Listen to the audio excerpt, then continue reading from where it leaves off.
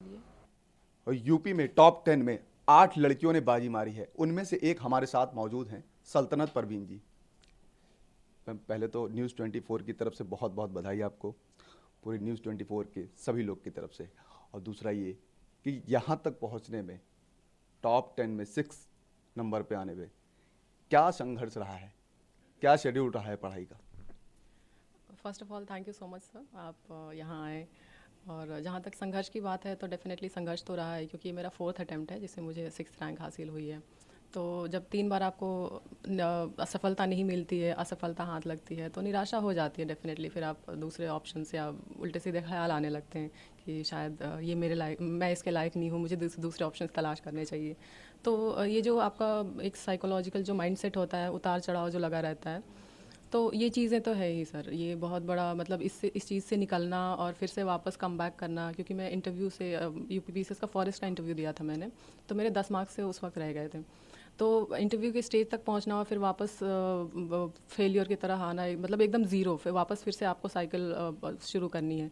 तो ये एक बहुत बड़ा चैलेंज होता है। और इसमें सबका सबसे बड़ा मतलब फैक्टर अगर मैं कहूँगी तो एक आपके पास एक सपोर्ट सिस्टम होना चाहिए, जो कि बहुत ज़रूरी है, जो आपको कॉन्टिन्यूसली मोटिवेट करे, इंस्पायर करे कि आप हार नहीं मानो, आपको लड़ना है, आपको करना है, करना ही है।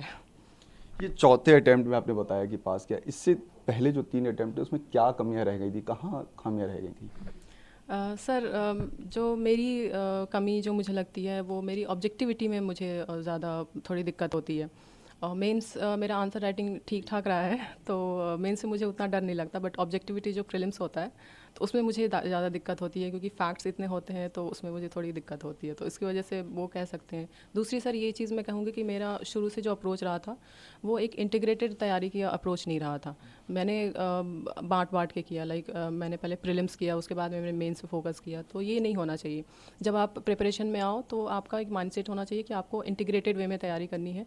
जैसे आपने एंट्री की इस फील्ड में, आपको अपनी पर्सनालिटी पे भी काम करना है, आपको मेंस का भी काम करना है, प्रीलिम्स पे भी काम करना है, तो ये सब तीनों चीज़ें आपके साथ में होनी चाहिए, तभी आप ये कर पाएंगे। ये मैं बताना चाहूँगी कि आपको ज़रूरी नहीं कि आपको बंद कमरे में पढ़ाई करनी है, दिन रात जग के पढ़ाई करना है, ऐसा कुछ नहीं है। आप पूरी सोसाइटी के साथ, अपनी फैमिली, अपने दोस्तों के साथ टाइम दे के भी इस तैयारी में अच्छा मुकाम हासिल कर सकते हो। तो ये ज़रूरी नहीं कि आप रात रात भर जगो, रात भर बैठ के पढ़ो, 24 घंटे पढ़ो, 28 घंटे पढ़ो, ऐसा कुछ नहीं है सर। घूमने जाती थी, मम्मी पापा ने कभी डांटा नहीं आपको कि पढ़ाई करनी है और आप घूमने जा रहे हैं? नहीं सर, कभी नहीं, कभी किसी चीज़ के लिए नहीं रोका, हमेशा मुझ पे भरोसा किया। तो